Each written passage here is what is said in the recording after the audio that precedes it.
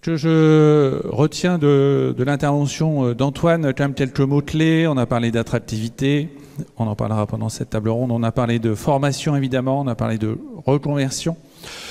On a parlé de territoire, de gouvernance. Et puis, un chiffre qui est important, c'est de se dire que 90% des personnes qui vont être embauchés sur des métiers en lien avec la transition écologique sont à former d'ici 2030. Du coup, Thibault, il me regarde de manière inquiète, mais ça veut dire qu'il y a beaucoup de travail, que nous avons du pain sur la planche, en particulier dans cette région, parce que, en effet, le sujet de la formation, il va apparaître comme un élément fondamental pour la réussite de cette transition.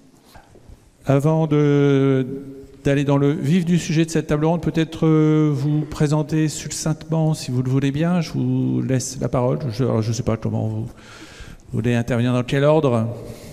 Bonjour à tous. Donc Aude Gérard, je travaille à la région, à la direction REF3. Donc Monsieur Durand en a déjà parlé. Donc on en reparlera de la feuille de route du Conseil régional sur ce sujet. Marianne Casalet, je suis la directrice des opérations de France Travail Hauts-de-France. Bonjour, je suis Jalil El-Kabli, je travaille à la région. Je suis conseiller technique auprès du directeur de la formation professionnelle, Thibault Toué, ici présent. Donc Olivier Delettré, Movego. Donc ce dont je vais vous parler aujourd'hui, c'est de l'EDAC, engagement de développement des emplois et des compétences sur les transitions sociales, économiques, environnementales et énergétiques. Eh bien, je vais d'abord me tourner vers Aude et Jalil. Par rapport à la politique de la région, on a entendu parler de REF3. Est-ce que vous pouvez, là aussi, on aura besoin de brièveté pendant cette table ronde, et présenter les éléments essentiels de la stratégie régionale en matière de transition écologique et environnementale, et également la feuille de route qui est associée. Oui, alors pour vous parler de REF3, donc REF3 c'est l'étendard de la région Hauts-de-France en termes de transition écologique et énergétique. Cette dynamique est née en région Nord-Pas-de-Calais, s'est étendue sous la présidence du président Bertrand à l'ensemble du territoire des Hauts-de-France. Elle est née en 2013. Elle a rassemblé dès le début l'ensemble des acteurs de la région. Donc les entreprises, le secteur de la formation, les collectivités territoriales, etc. Donc on est vraiment sur une dynamique qui engage l'ensemble du territoire, l'ensemble des acteurs du territoire. Vous, en tant qu'habitants, vous rentrez en transition pour répondre à ces enjeux de décarbonation. Donc cette feuille de route est portée par Frédéric Motte, donc conseiller régional à la région. On a une équipe dédiée, donc moi je fais partie de cette équipe, la direction REF3. Donc on est une quarantaine d'agents de la région mobilisés auprès des entreprises, auprès des acteurs du territoire pour rentrer en transition. Donc l'objectif, c'est vraiment de décarboner notre économie, de décarboner notre société. Et donc on a des actions, des dispositifs très précis sur ces sujets. Un élément important, et ça c'est le président Bertrand qui l'a souhaité, c'est que l'institution régionale soit un exemple dans ce domaine. Donc l'ensemble des politiques du Conseil régional sont étudiées, sont revues pour intégrer à ces politiques, aux différents dispositifs, des critères REF3. Donc vraiment, c'est de mobiliser l'action publique sur tous les enjeux de la transition écologique et énergétique. Je ne vais pas aller plus loin, c'est beaucoup de secteurs, on en reparlera, mais en tout cas, si vous avez besoin d'informations plus spécifiques sur la feuille de route REF3, vous pouvez trouver ces éléments sur ref3.fr sur le web. Alors peut-être en complément, Jalil, si tu peux nous citer les priorités d'action, les priorités d'accompagnement vis-à-vis des entreprises et vis-à-vis des filières, parce que quand on parle d'entreprise, c'est bien de la grande entreprise évidemment, mais jusqu'à la plus petite des entreprises. Et donc c'est bien la notion de filière qui revêt toute son importance. C'est un élément extrêmement important pour nous. Premier élément, on a souhaité sur la partie REF3 se concentrer sur 2 domaines stratégiques. Le premier, c'est la décarbonation de l'industrie. Le second, c'est le bâtiment durable. Et d'ailleurs, on a dû aller un peu à marche forcée. Quand on est arrivé il y a 2-3 ans avec les gigafactories qui s'installent en région Hauts-de-France, ça nous a obligés effectivement à accélérer un certain nombre de choses. Et aujourd'hui, on fait un certain nombre de constats. Le premier constat qu'on fait, c'est qu'il faut anticiper un maximum. C'est-à-dire qu'il faut effectivement qu'on puisse anticiper l'ensemble des besoins, non pas des gigafactories ou des grands groupes, mais plutôt de l'ensemble de la filière. Donc ça veut dire avoir une intention particulière pour l'ensemble des PME, TPE notamment. Deuxième élément, et pour moi qui est extrêmement important concernant F3, c'est qu'il faut qu'on a le culture, l'ensemble des acteurs sur la question de transition. C'est bien beau de leur dire qu'il y a de la transition, mais globalement, ils nous disent quels sont les secteurs qui vont muter, quels sont les métiers qui vont muter, quelles sont les nouvelles compétences dont on aura besoin demain. Ça, c'est pour nous extrêmement important. Et il faudra aussi faire passer le message auprès des acteurs, des partenaires de l'emploi, des demandeurs d'emploi. Et on voit bien que c'est un travail qui est extrêmement long. Pourquoi? Parce que si on va embarquer tout le monde, et c'est un peu l'enjeu quand même au niveau régional, c'est d'embarquer l'ensemble des habitants des Hauts-de-France sur ces questions de transition, il faut qu'on fasse preuve de beaucoup de pragmatisme, de beaucoup de pédagogie, et être extrêmement clair par rapport aux attendus.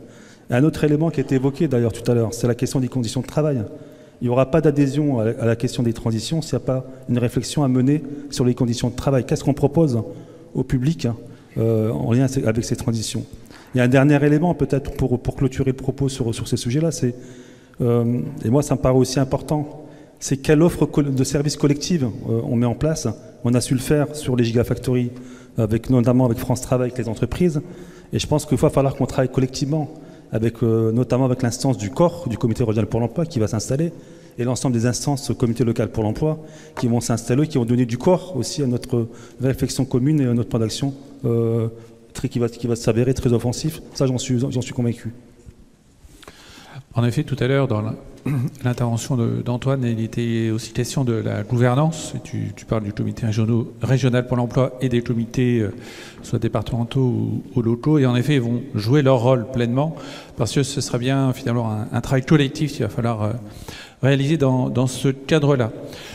Marianne, je vais me tourner vers toi pour France Travail.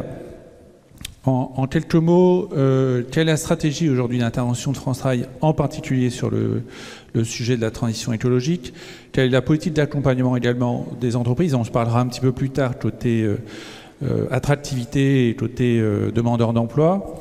Et quels sont les principaux changements déjà que vous pouvez repérer chez France Travail dans la relation entre les entreprises et France Travail? Bon, alors ça fait beaucoup de sujets. Ça fait beaucoup de questions. Alors, premier point peut-être important à dire, ça fait déjà 10-15 ans qu'on mène des études prospectives sur l'évolution des métiers et le poids de l'économie verte. Je vous écoutais avec beaucoup d'attention tout à l'heure parce qu'effectivement, je retrouve des données que l'on produit nous aussi par le biais de la DARES, notamment l'Observatoire des emplois et des métiers, avec les travaux conjoints que l'on mène d'ailleurs avec les CARIF-OREF. Un point qui est important pour nous, c'est que entre la vision prospective sur laquelle on a été très sensibilisé en interne, côté Pôle emploi, il y a 15 ans, puisqu'on s'est transformé en France Travail cette année, et maintenant, on a pu observer le poids de plus en plus prégnant de l'économie verte dans les recrutements. Le poids de l'économie verte dans les recrutements, en 2022, c'est 18% des projets de recrutement qui ont été déposés chez nous. Donc quand on est à près de 1 sur 5, ça devient un sujet majeur pour nous, évidemment. C'est également, et ça c'est important de le repérer, dans l'évolution des projets de recrutement, c'est un poids de 3 points supérieur à l'évolution de projets de recrutement classiques. Donc ça veut dire que nous, c'est un enjeu que l'on place au cœur de notre stratégie, quel que soit le secteur, quelle que soit la filière. Sur la stratégie aussi globale d'intervention en France Travail, on travaille depuis quelques années en Hauts-de-France et ça devient un axe de travail également à l'échelle nationale en filière, ce qui n'était pas forcément notre organisation au préalable, mais nous ça fait depuis les contrats de branche UCPRD-FOP qu'on est organisé ainsi en région. Ça nous permet, cette approche filière, d'intégrer une stratégie transition écologique avec chaque filière, que ce soit l'agriculture, l'industrie. Alors on parle beaucoup de l'industrie aujourd'hui parce qu'on a des enjeux d'emploi majeurs dans la région, mais on le travaille aussi avec la filière agricole. On parle de la méthanisation, on parle de relocalisation de production, d'agriculture biologique. Mais ça, ce sont des nouveaux métiers, de nouveaux emplois accompagnés. Donc pour nous, c'est autant d'enjeux par rapport aux opportunités d'emploi qui se présentent pour les entreprises et pour les demandeurs d'emploi et pour les entreprises qui les offrent. On a beaucoup parlé du bâtiment, mais on va trouver également des enjeux de transition écologique forts en termes d'emploi sur le transport et la logistique notamment. On a une stratégie qui se porte toujours sur 3 champs. C'est l'amont du recrutement, le pendant et l'aval. Pourquoi je dis ça? Parce que nous, on a l'habitude de traduire ça sous une formule assez simple, mais que tout le monde retient, qui est attirer, former, recruter. Donc toute notre stratégie pour accompagner ces recrutements dans ce qu'on appelle l'économie verte, que ce soit les métiers verts ou les métiers verdissants, on va toujours aller explorer le sourcing, les candidats, parce que évidemment, les filières où on a les plus gros enjeux de recrutement sont aussi les filières les plus en tension. Donc on a un enjeu vraiment de transformation de la main-d'œuvre disponible. Donc la main-d'œuvre disponible, c'est toute personne en recherche d'emploi. Et toute personne en recherche d'emploi, jusqu'au 1er janvier de l'année prochaine, n'est pas forcément inscrite à France Travail. D'où l'intérêt de travailler en réseau également.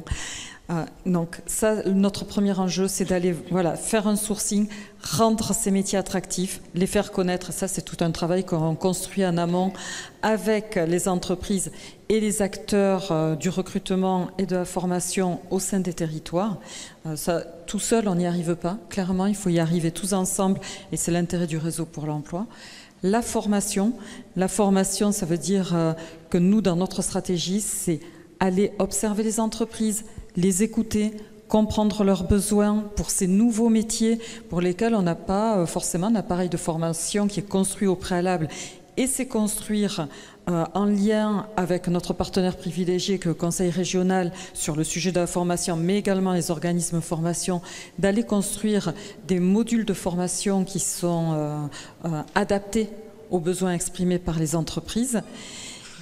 Et dans cette période de développement de compétences, c'est aussi pour nous de faire connaître les entreprises et les métiers qu'elles proposent, et surtout les nouveaux métiers qu'elles proposent aux demandeurs d'emploi en développant au maximum les périodes d'immersion professionnelle. Les immersions professionnelles, c'est un vrai enjeu et c'est une vraie clé de réussite pour les recrutements futurs, surtout sur des métiers qui ne sont pas ou peu connus ou qui se développent depuis quelques années, pour certains quelques mois seulement. Et puis le dernier volet sur lequel on intervient vraiment dans notre stratégie, on a des personnes qui sont sourcées, qui sont formées, mais c'est aussi de les placer et qu'elles soient recrutées dans les entreprises. Et nous, quand on parle recrutement, on parle de recrutement durable. C'est-à-dire, il n'y a rien de pire dans une stratégie d'insertion et une stratégie notamment liée à l'émergence de nouveaux métiers, de nouvelles filières, de créer de l'emploi court. Donc l'idée, c'est aussi de mettre toutes les compétences dans les mains des personnes pour leur permettre d'intégrer les entreprises et d'y rester. Donc il y a aussi tout cet enjeu qui est assez nouveau pour France Travail, mais qui fait partie de nos nouvelles missions dans le cadre de France Travail, du réseau pour l'emploi, d'accompagner dans le maintien de l'emploi. Donc vous voyez, on est vraiment sur l'ensemble de la chaîne. Donc si je veux vraiment résumer notre stratégie, attirer, former, recruter, toujours en écoute des entreprises et des différents acteurs du réseau de l'emploi et de l'insertion.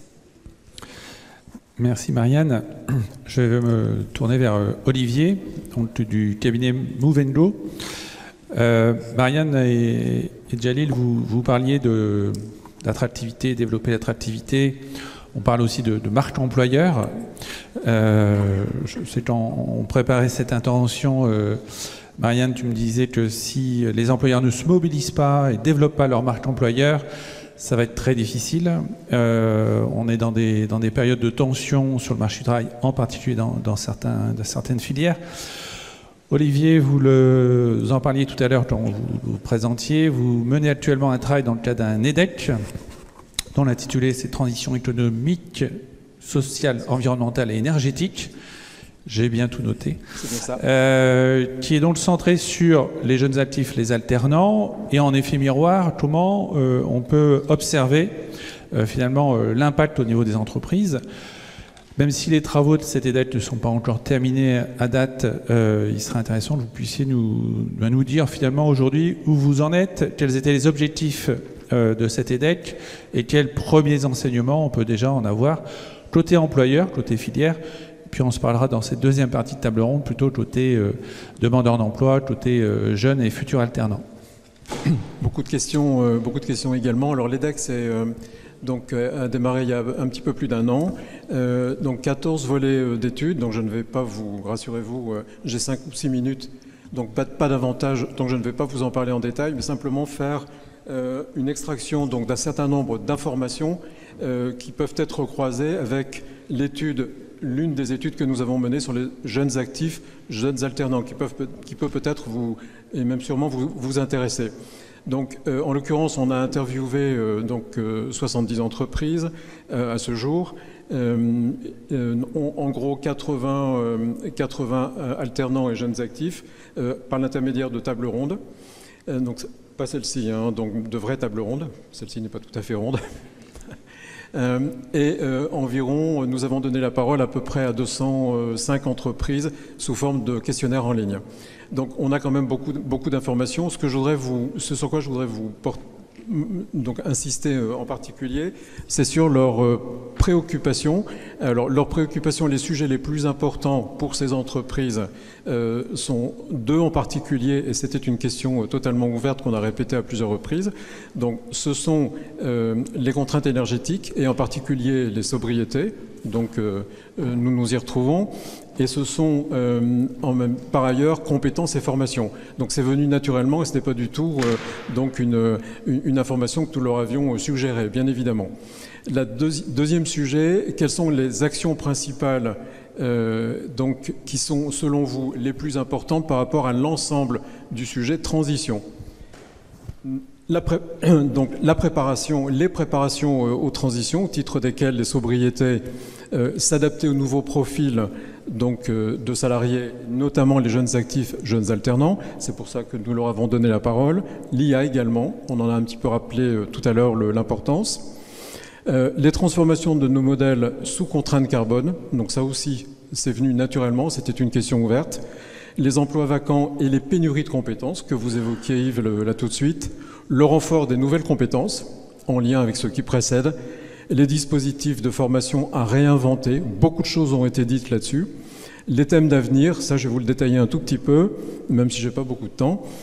Les multiples dimensions de l'attractivité. Donc ça, c'est un sujet extrêmement important aussi, celui de l'attractivité. En fait, ce sont les attractivités, l'attractivité des territoires, l'attractivité des entreprises, l'attractivité des filières, l'attractivité de l'industrie. Tout ça est revenu de manière récurrente dans l'ensemble des phases d'études, dont je vais vous passer le détail, mais ce sont les points principaux que sur lesquels je voulais insister. Au titre des dispositifs de formation à réinventer, on en a un petit peu parlé tout à l'heure, Madame Trobi-Noël l'évoquait, la FEST en particulier aussi, les formations à la demande, la sécurisation des parcours professionnels, les nouvelles approches d'apprentissage. Je me suis rendu compte dans le sujet des jeunes actifs et apprentis que nous avions en particulier creusé, l'importance des parcours qui démarrent avec l'apprentissage et qui sont consolidés grâce à cet apprentissage qui nous a été évoqué avec beaucoup de termes très favorables. Et puis dans les nouvelles approches, en particulier les nouveaux thèmes, sobriété, IA, maintenance, Energy Sprong, tout ça est revenu de manière très récurrente. Dans les thèmes d'avenir, recyclage, réemploi, mutualisation, ça c'est un point sur lequel je voudrais insister aussi. Le savoir-être, la plupart des entreprises ont insisté beaucoup plus que sur les compétences métiers ou en premier lieu sur l'importance des savoir-être. Et la préparation à l'IA, le prédictif. Juste un petit mot pour conclure concernant l'attractivité. On vient de le voir, les attractivités et par ailleurs tout ce qui concerne les mutualisations, ce qui concerne également les partenariats. Donc l'ensemble de nos études ont débouché sur l'importance de mettre en commun, de croiser, de mutualiser le plus possible l'ensemble des efforts que nous entreprenons. Je vais juste prendre un exemple, c'est celui donc de la manière donc de consolider la relation entre l'apprenti et l'entreprise. On va en parler un petit peu plus tout à l'heure. J'étais court ? Ça va, très bien. Bon. Du coup, Olivier, gardez le micro puisque on va entamer cette deuxième partie de cette table ronde qui là va être plutôt centrée sur, en effet, les nouveaux talents, qu'ils soient futurs alternants, qu'ils soient demandeurs d'emploi, futurs salariés de nos entreprises ou déjà salariés et qui ont des projets de changement de carrière, qui ont des projets de reconversion. Si on devait pousser un petit peu plus loin la réflexion et quels enseignements on peut tirer de l'étude que vous menez actuellement, justement centrée sur la question des publics. Un petit mot introductif tout d'abord pour vous indiquer qu'on a donc réalisé 8 réunions de groupe, lesquelles ont été réparties sur l'ensemble des territoires donc de notre région, depuis l'Aisne d'ailleurs en partie jusqu'au Vimeux. Je ne sais pas si vous connaissez le Vimeux. Le Vimeux se trouve... Non, on ne le connaît pas. Le Vimeux se trouve entre la Somme et la Seine-Maritime et possède un très très beau bassin d'emploi industriel avec de belles pépites industrielles. Donc il était intéressant donc de pouvoir donner la parole. Et nous avons un dernier groupe qui doit être réalisé dans les prochains jours, donc dans Val-de-Sambre, là encore pour donner la parole le plus possible à des réalités de territoire donc il était important de prendre en compte. Nous avons réparti aussi bien sûr l'ensemble des activités le plus possible entre le bâtiment, des entreprises de bâtiment, des entreprises donc de tailles différentes. Vous allez voir tout à l'heure l'importance de la taille. Des entreprises qui sont industrielles en partie et des entreprises de services, ainsi qu'un bailleur social, c'est le dernier donc, que nous allons rencontrer dans le Val-de-Sambre, à Maubeuge. Je les ai fait réagir tout d'abord sur la génération Z. Pourquoi ? Parce que bien évidemment, il existe des études nationales qui nous donnaient une importance particulière par rapport donc aux spécifiques par rapport à cette génération Z, et je voulais les faire réagir. Donc ce sont tous des gens de moins de 30 ans que nous avons rencontrés et qui pour la plupart ont été stagiaires, sont devenus alternants et ensuite devenus jeunes actifs dans l'entreprise dans laquelle ils se trouvent. L'apprentissage est vraiment le socle de leur parcours professionnel. C'est une véritable dimension que nous devons prendre en compte parce que, en même temps, ça leur permet de considérer leurs études avec de beaux parcours, d'ailleurs en termes de cursus, mais leurs études comme étant plus enthousiasmantes, indiscutablement, et surtout ça permet de consolider un projet, un parcours professionnel. Ce qui m'est apparu extrêmement aussi intéressant, on peut rentrer dans le détail, mais j'ai peut-être pas beaucoup de temps. Ce qui m'est paru et c'est un mot de conclusion, avant de revenir peut-être sur certains aspects, et vous laisser la parole. Ce sont en fait des populations qui sont relativement peu audacieuses. Donc ça, c'est un sujet qui est assez peut-être préoccupant, en tout cas qui sont très tournés vers eux-mêmes, qui sont donc, je ne sais pas si vous le voyez au niveau donc, de France Travail, très tournés sur eux-mêmes et également préoccupés donc de l'avenir de leur parcours professionnel, mais beaucoup moins dans le don par rapport à l'entreprise, dans les contributions, et beaucoup plus par rapport à la solidité, aux perspectives, à l'accompagnement, au soutien de leur propre parcours professionnel. Vous vouliez réagir ? Oui. Vas-y. Pour qu'on soit bien au clair, parce que la génération Z est une génération évidemment qui nous intéresse au premier chef, puisque c'est notre futur. Des points très positifs quand même, moi je tiens à souligner sur cette génération Z qui vient s'inscrire sur le marché du travail. Premier point très positif, c'est une génération qui n'a pas peur du risque d'entreprendre. Et ça, c'est quelque chose que l'on commence à mesurer statistiquement. Et ça, c'est vraiment une rupture avec les précédentes générations, et notamment X et Y, sur le fait que c'est une génération qui ne cherche pas la sécurité de l'emploi, mais qui recherche un intérêt dans l'emploi. Et pour satisfaire son intérêt dans l'emploi, elle ne va pas craindre de créer sa propre activité. Donc voilà, on a plus de création d'entreprises sur cette génération-là que sur les générations précédentes dans la tranche d'âge. Et c'est une génération également qui n'est absolument pas préoccupée par la durabilité de son emploi. Elle a vraiment besoin d'y mettre un sens très fort. Et ce que je voulais juste compléter, mais peut-être que vous alliez y venir, parce que pour nous, c'est un vrai enjeu aussi d'attractivité, pour le coup, sur cette population-là, c'est que c'est une population qui est dans ses intérêts majeurs, qui place les préoccupations écologiques et de responsabilité sociétale au premier plan, avant même d'y placer leurs propres profits et leurs propres bénéfices financiers. Voilà, et donc ça caractérise vraiment cette population. Et quand on parle recherche de compétences, recherche de talents pour les entreprises, ça met aussi au cœur du sujet le travail que doivent opérer l'ensemble des entreprises, parce qu'on en est encore très très loin, sur leur attractivité, et notamment leur attractivité au regard des enjeux écologiques et sociétaux de demain. Aude. Oui, je voulais rebondir là-dessus justement, par rapport à ce que vous disiez, madame. Oui, il y a un vrai enjeu, une vraie prise de conscience des enjeux climatiques. Donc avec une exigence des jeunes maintenant auprès des entreprises qui s'engagent vers la transition. Donc là, il y a un vrai enjeu pour l'entreprise dans ces enjeux d'attractivité pour accueillir cette nouvelle génération, parce qu'il y a une volonté de donner du sens à son métier. Agir pour contre le réchauffement climatique par son action professionnelle, ça, il y a un vrai enjeu par rapport à ça. Et on pourra en reparler tout à l'heure, mais au niveau des métiers également, vous disiez tout à l'heure que c'est beaucoup de métiers qui existent déjà. Oui, c'est beaucoup de métiers qui existent déjà, qui auront besoin d'être colorés en fonction des nouvelles technologies liées à la transition écologique et énergétique. Et il y a énormément de passerelles entre les filières. Un électromécanicien à l'heure actuelle va pouvoir travailler dans l'électromobilité, dans l'hydrogène, avec des adaptations de compétences. Donc il y a un vrai enjeu de ces métiers et un engagement de ces jeunes vers ces métiers-là.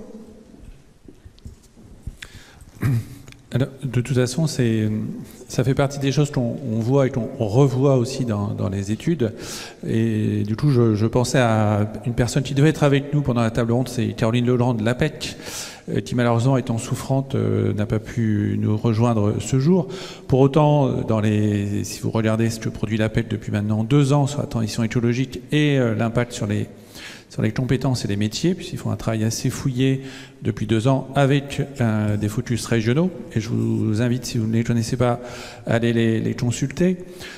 Que nous, sans entrer dans le détail de ce que nous dit ces études de l'APEC, il y a quand même un chiffre qui est tout à fait en phase avec ce que vous disiez, c'est que 2/3 des jeunes, et pas simplement des diplômés, 2/3 des jeunes renonceraient, alors à condition d'avoir 2 offres d'emploi devant eux, mais renonceraient à une offre d'emploi avec une entreprise qui n'a pas d'action positive en lien avec la transition écologique.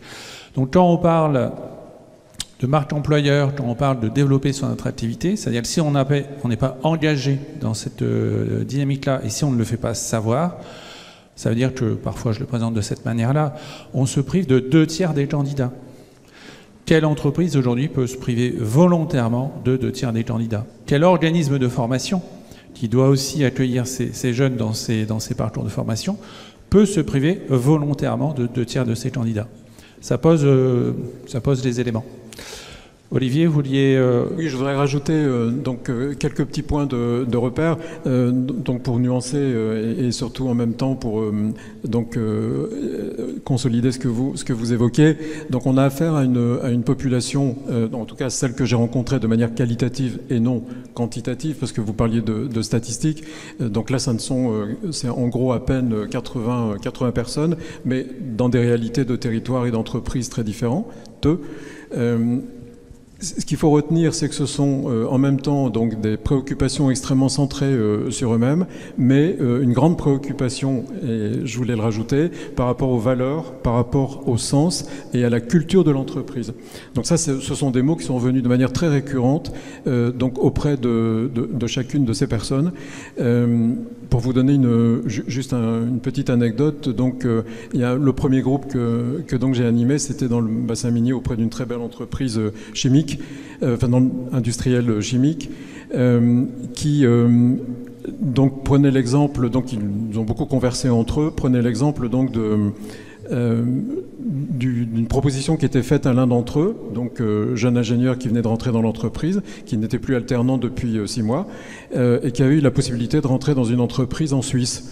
Donc où il avait un salaire qui était 3 fois ou 3 fois et demi, c'est ce qu'il nous a expliqué, ce qui lui était proposé, 3 fois et demi, ce qui lui était proposé dans le domaine de la chimie. Or, il faut que vous sachiez que la chimie paye déjà très très bien ses salariés, en tout cas c'est ce qu'ils nous ont expliqué. Et pourquoi tu ne l'as pas prise, donc cette proposition, disait l'un d'entre eux, en fait parce que en termes donc de valeur, de sens, je ne me retrouvais pas. Donc c'était une entreprise donc, qui était installée à Bâle et qui se trouvait être on va dire, possiblement peu en phase avec leurs préoccupations donc par rapport à sociétales. Donc ils ne l'ont pas pris. Ah oui, je comprends très bien et je te donne raison. Voilà, ça c'était une préoccupation qui était clairement, en tout cas c'était une anecdote qui était extrêmement intéressante. Petit sujet donc en termes d'attractivité, pour boucler, là encore pour rester dans notre timing, en termes d'attractivité, la préoccupation de l'entreprise, c'est en même temps celle du territoire et c'est celle de l'entreprise, mais qui également prend en compte la filière.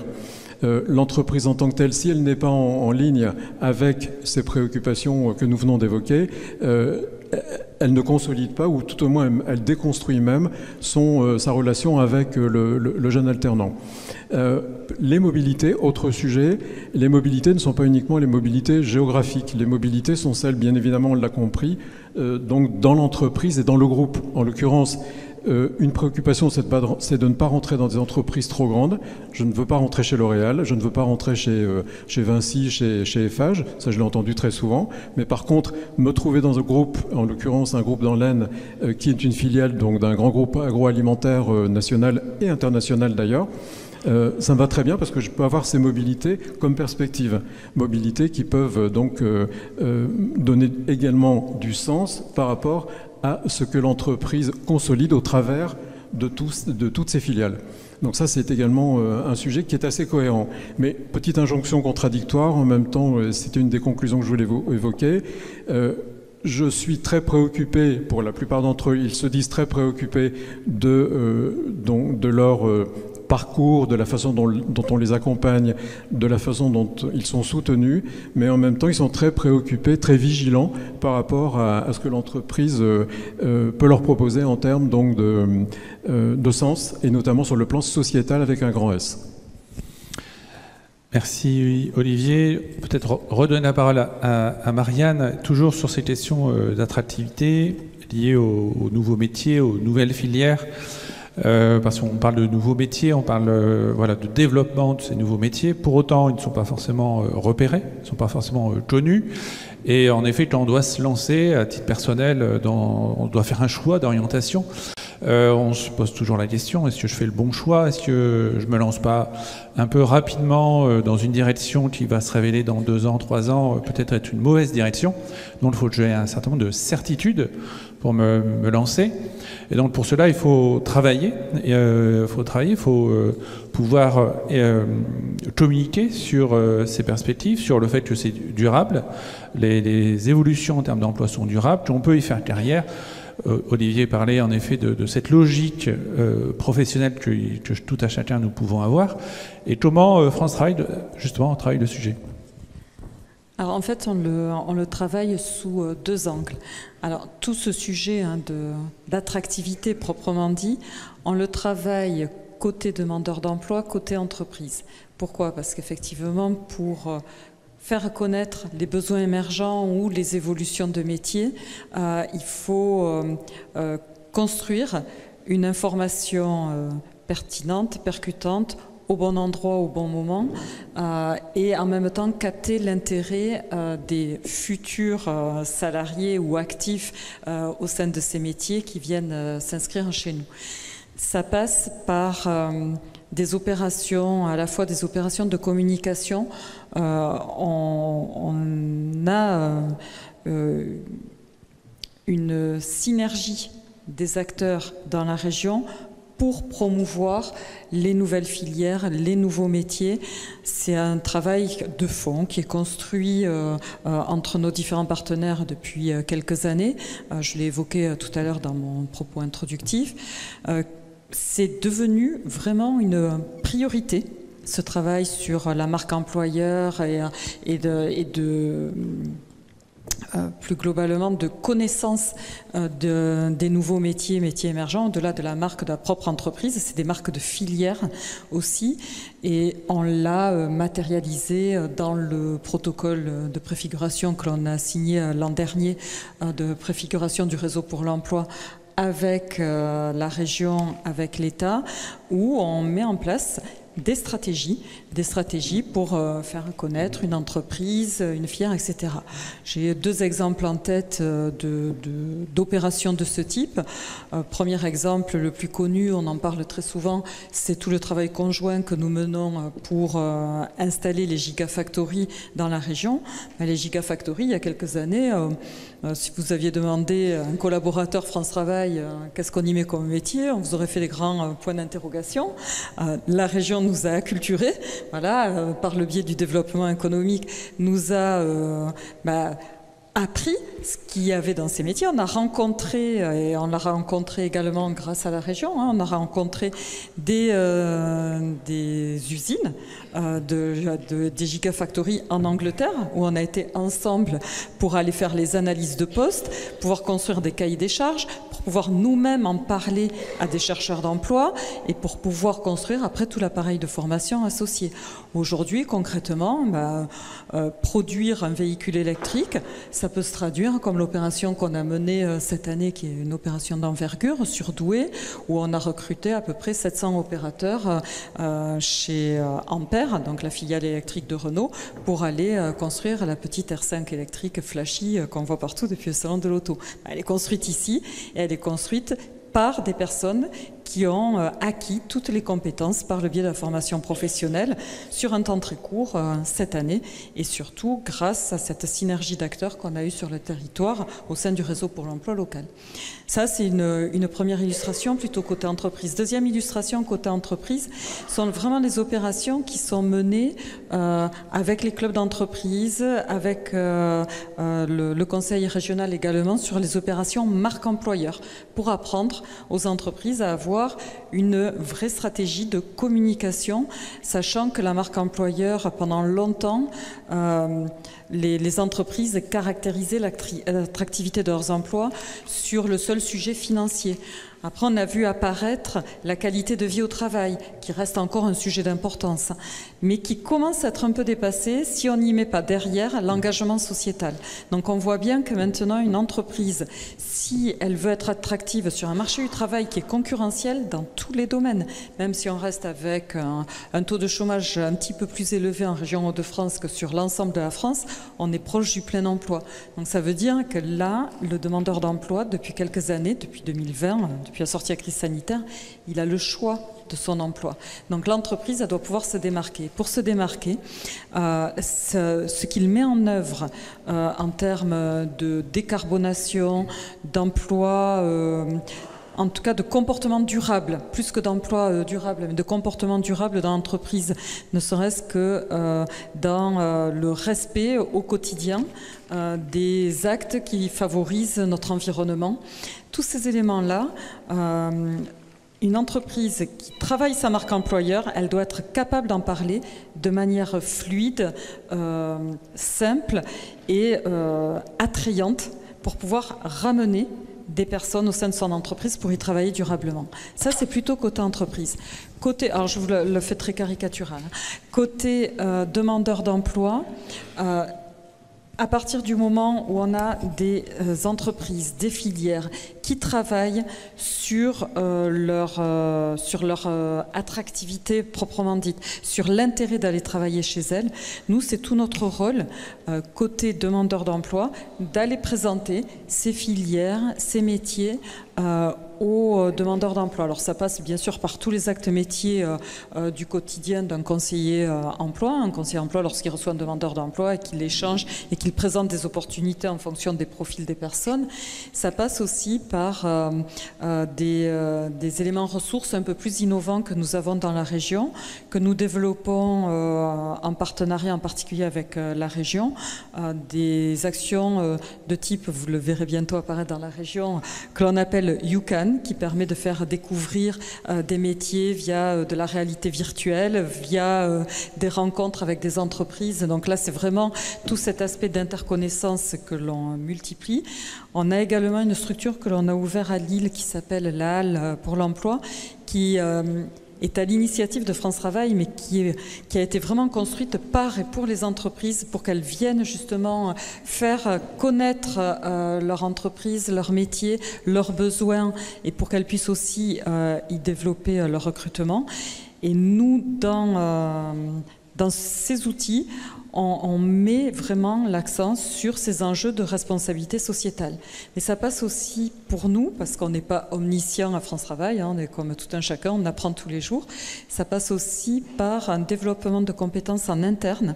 On a des modules de formation à l'économie verte et aux métiers émergents qui sont délivrés à l'ensemble de nos conseillers emploi et qui sont en ligne également sur l'Académie France Travail, qui est notre outil de formation à destination de tous les acteurs du réseau pour l'emploi. Voilà quelques exemples, donc une palette assez riche.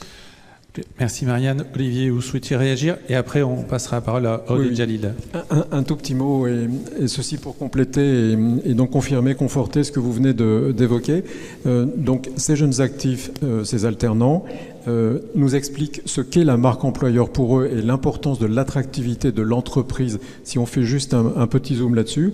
Donc c'est une entreprise qui doit être innovante, ça vous l'avez bien compris ce que ça voulait dire, créative, engagée notamment en termes de développement durable, à l'écoute des besoins des consommateurs, c'est-à-dire en même temps une entreprise ouverte et une entreprise qui comprend son marché et qui est capable donc d'avancer, le mot dynamique est revenu extrêmement souvent, d'avancer par rapport à un environnement qui est de plus en plus complexe. Donc c'est ce qui forme sa marque employeur et je pense qu'on est vraiment en ligne donc sur ce sujet. Voilà.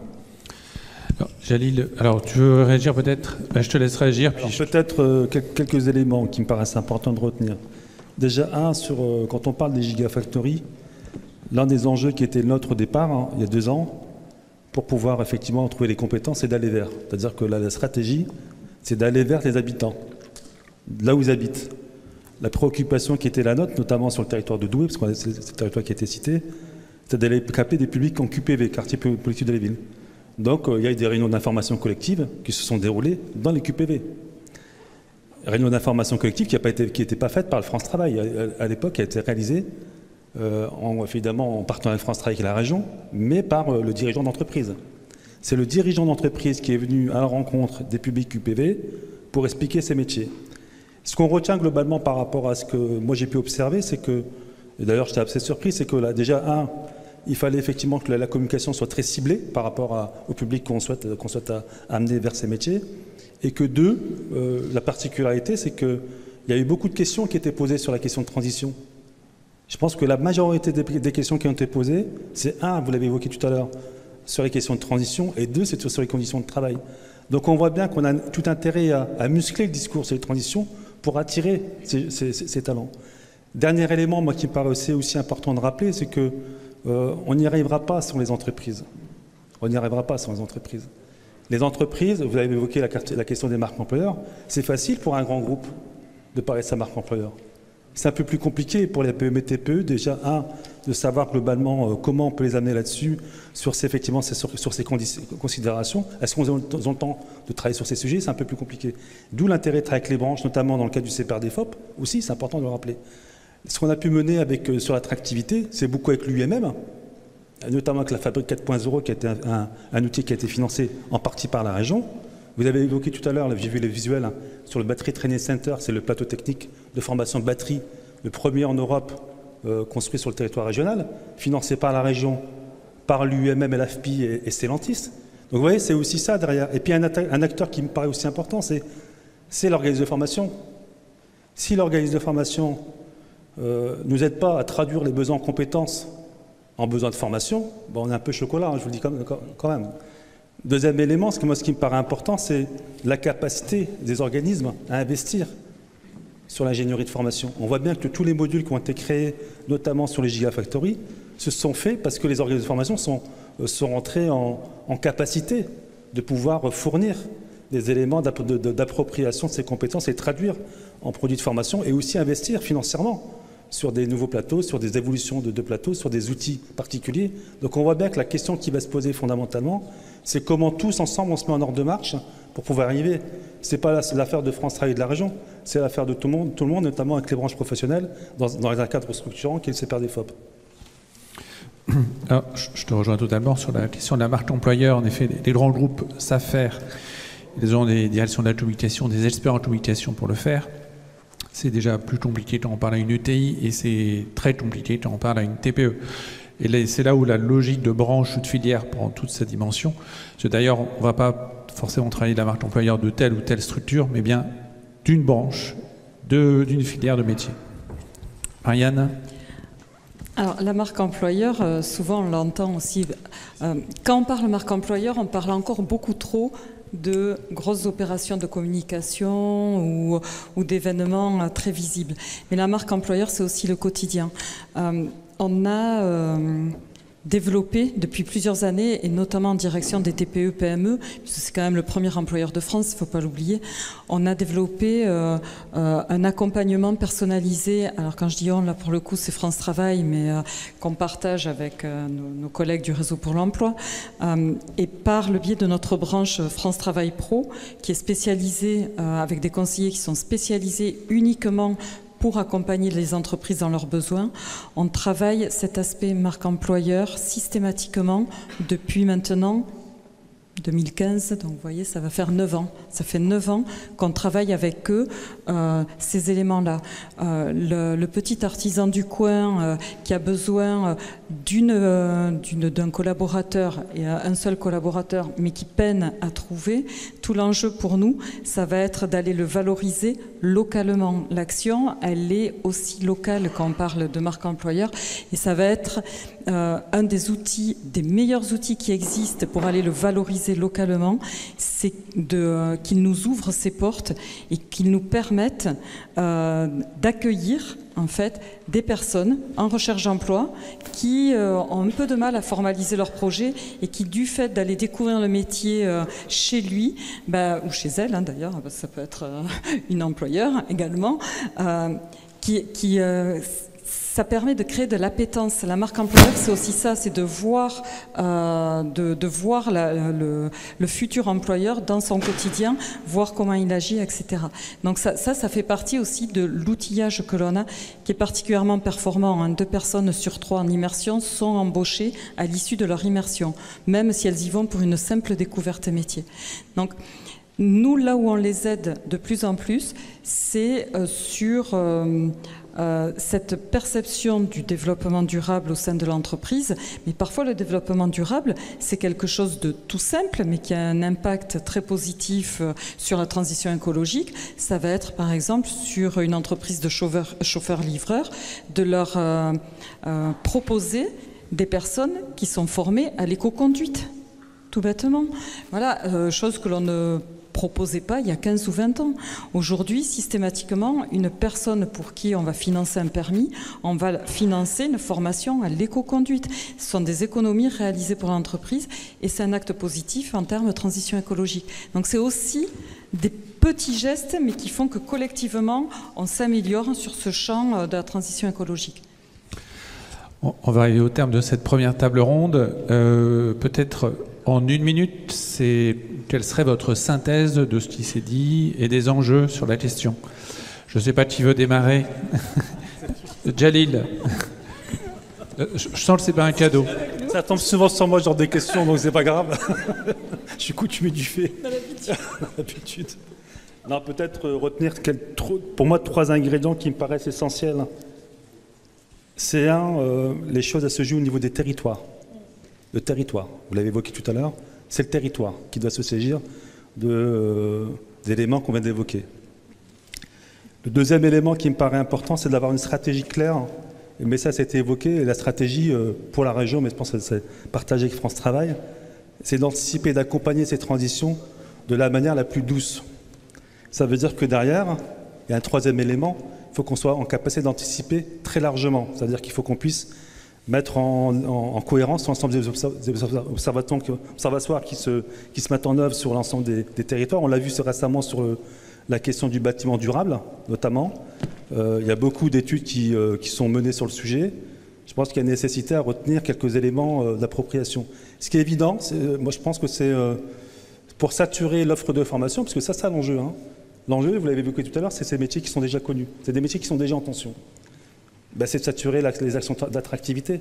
Il faut qu'on fasse masse pour effectivement toucher tous les publics. Ce qui serait quand même aberrant, si vous voulez, c'est que sur le sujet des transitions, c'est qu'on passe sur un certain nombre de cibles. Et on voit bien que notre intérêt, c'est pour ça que des fois on parle de féminisation des métiers de l'industrie, c'est aussi un gros sujet qu'on doit traiter, parce qu'on ne pourra pas faire sans la moitié de l'humanité. Ça veut dire que derrière, il faut qu'on ait une vraie stratégie de communication. Et globalement, on voit bien dans les territoires, chacun y va son action d'attractivité. Et aujourd'hui, chacun se dit, tiens, il faut que je mette en place une action d'attractivité. Sur la transition, ça peut être pas mal. Et en fait, il faut qu'on fasse bloc. Et c'est pour ça que je pense beaucoup aux démarches structurantes qui sont portées notamment dans le cadre du CPR-DEFOP. Je reste sur le sujet parce que pour moi, c'est ça qui va faire qu'à un moment donné, on aura une vraie stratégie. Voilà en substance, moi, ce que je voulais, ce qui est à retenir, sauf si peut-être j'ai oublié des éléments, mais je vois qu'Aude me regarde avec un air inquiet. Je lui laisse la parole. Non, pas du tout avec un air inquiet. Non, j'en profite pour passer un message de communication. Venez nous rejoindre ce vendredi-ci, au siège de région à Lille. On organise donc la région avec France Travail, avec l'UMM, l'ARIA, un événement à destination des demandeurs d'emploi, des salariés en reconversion, de nos jeunes, dès le collège. Ça s'appelle « Avec le véhicule électrique, mon métier a de l'avenir ». Donc on engage cette action cette année, ça se reproduira l'année prochaine. Donc on a lancé une marque avec avec les métiers Rêve 3, les filières d'avenir Rêve 3, notre métier a de l'avenir. Voilà. Donc on vous attend nombreux. Le 15. Du coup, c'était ton mot de synthèse, Aude. Voilà. Marianne, peut-être un petit mot de synthèse rapide. Puis on essaiera de prendre quelques questions dans la salle. La rapidité n'a jamais été mon fort, mais je vais essayer de m'améliorer. En synthèse, travailler au plus près des territoires, ça Jalil l'a dit, mais c'est fondamental.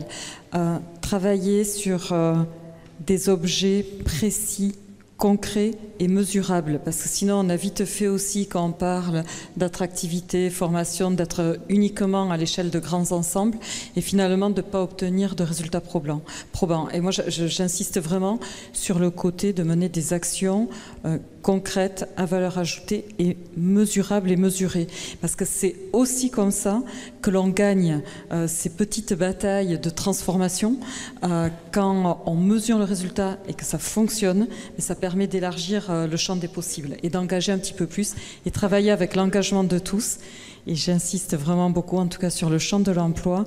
Le réseau pour l'emploi, c'est vraiment le cœur pour travailler et travailler en système. Quand on parle réseau pour l'emploi, on n'en a pas du tout parlé là, mais il faut bien penser à l'éducation nationale et à toutes ces générations qui aujourd'hui se préparent dans la formation initiale et qui vont arriver sur le marché du travail.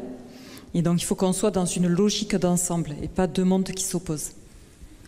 On en parlera dans la deuxième table ronde.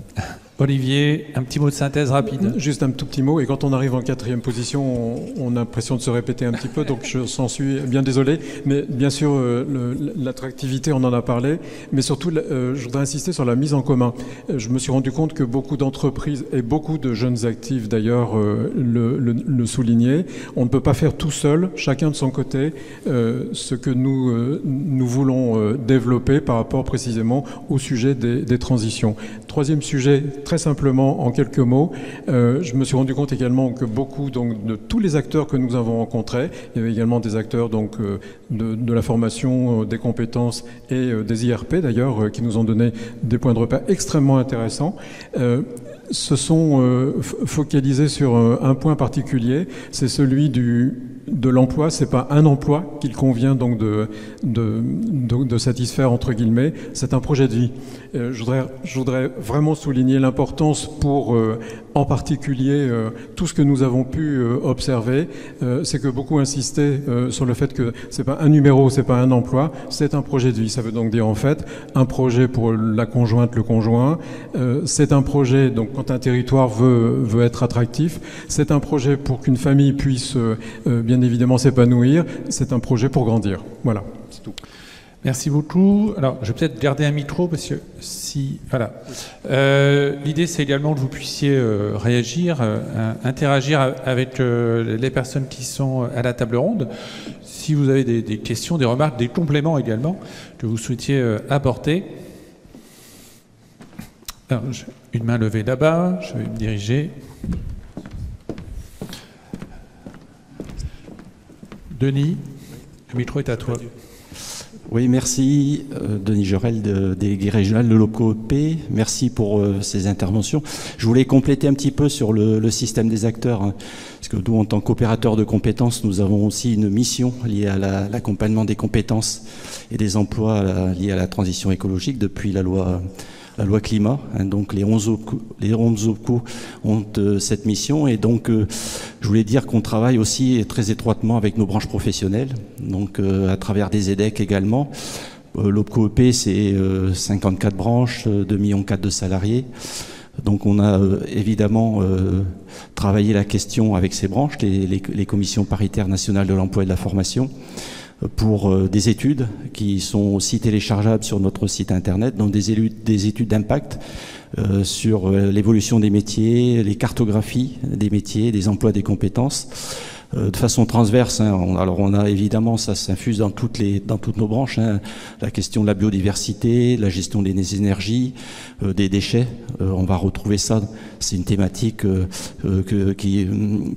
toutes les branches se sont saisies. Et puis après, on a des études beaucoup plus approfondies sur des secteurs professionnels type, cible. Par exemple, on vient de sortir sur la promotion immobilière une étude d'impact très intéressante qui définit à moyen terme l'évolution des compétences et des métiers souhaités par la branche.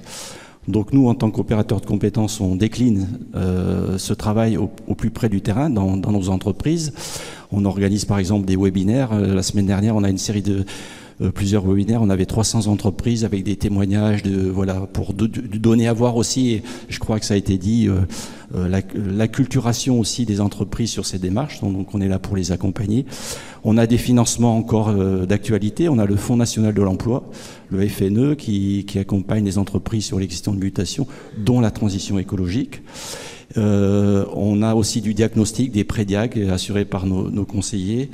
Voilà, enfin, donc je voulais vous dire qu'on a à votre disposition des organismes de formation. Je trouve ça important aussi d'être très en lien sur l'ingénierie. Donc on a ces études et ces observations à votre disposition. Merci Denis pour ce complément. Du coup, tu anticipes un peu la présentation qu'on va faire de la quinzaine à venir, puisqu'en fin d'après-midi, on va vous présenter très rapidement les événements qui ont lieu pendant la quinzaine, et il y a donc notamment des opérateurs de compétences qui vont intervenir, dont OPCO-EP, dont OpCommerce, et qui mettra en évidence ces questions de transition écologique dans les métiers du commerce. Et puis on a un troisième opérateur de compétences qui interviendra, du nom de l'AFDAS, sur le champ de la culture, les médias, et pour voir également que même si on a des filières principales, et on les a évoquées tout à l'heure, finalement ça irrite bien l'ensemble du spectre économique, et quelle matérialisation il peut y avoir dans tel ou tel secteur. Est-ce qu'il y a un autre complément d'intervention? Alors Thibault, est-ce que voilà. Ouais, rapidement, simplement, on parle d'anticipation, mais en fait il y a la question du juste à temps. Parce que si on anticipe trop, le marché n'est pas prêt, et donc finalement il n'y a pas les emplois. Est-ce qu'on est dans le domaine de la transition? Je ne sais pas, mais pour l'anecdote, Quand je suis arrivé en région Picardie, une de mes premières réunions, ça a été sur le canal Seine-Nord. Et on nous demandait de former. En 2004, bon, là on est en 2024, on se dit qu'il est temps d'en former maintenant, mais 2004, on était bien en avance. Hein. Ceux qui me connaissent savent ma blague, je la ressors à chaque fois. Si on avait filé une pelle à tous ceux qui se sont réunis depuis, on aurait déjà creusé le canal. Mais en tout cas, en 2004, on n'était pas prêts. Mais on nous poussait, d'ailleurs avec les collègues à l'époque de la NPE, on nous demandait de former des coffreurs brancheurs. On n'était pas prêts. Avec Jalil et avec Aude, on a travaillé sur un projet autour d'énergie Sprong, massification de la rénovation énergétique des bâtiments. Bon, il faut trouver des entreprises. Sur la méthanisation, c'est pareil. On peut mettre en place des formations, on peut former des gens, mais pas trop tôt non plus, parce que sinon, on forme des désillusions. Les gens se forment, ils font un effort, et au final, le marché n'est pas prêt, on les embauche pas. Donc c'est compliqué, parce que on l'a évoqué aussi, la principale pourvoyeuse de compétences, c'est l'éducation nationale quand même, donc qui doit, elle, anticiper plus que nous quand on forme des demandeurs d'emploi ou quand on convertit des salariés. Donc il faut essayer de trouver le bon timing, mais je pense que c'est un élément important dans nos stratégies d'évolution des formations et d'adaptation aux nouvelles compétences, c'est ne pas partir trop tôt non plus, parce que sinon on ne sera pas plus efficace. Alors tout à fait, cette question de synchronisation, on s'en parle de temps en temps. C'est un élément très fort, puisqu'il faut en effet que tous les acteurs soient bien dans une forme de continuité temporelle. Et quelque part, ça va rejoindre ce qui était évoqué par Antoine tout à l'heure, cette nécessaire bonne gouvernance, et qui devra s'exprimer à l'échelle régionale, mais également à l'échelle territoriale.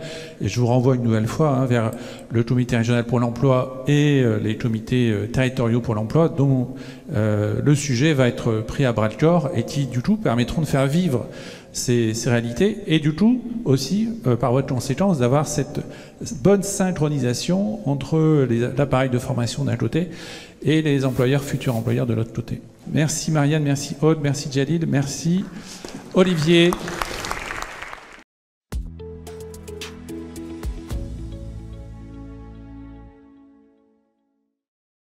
Si vous avez apprécié cette vidéo, abonnez-vous à notre chaîne, cliquez sur le bouton j'aime ou laissez-nous un commentaire. Et pour ne rien manquer des actualités du C2RP, suivez-nous sur LinkedIn.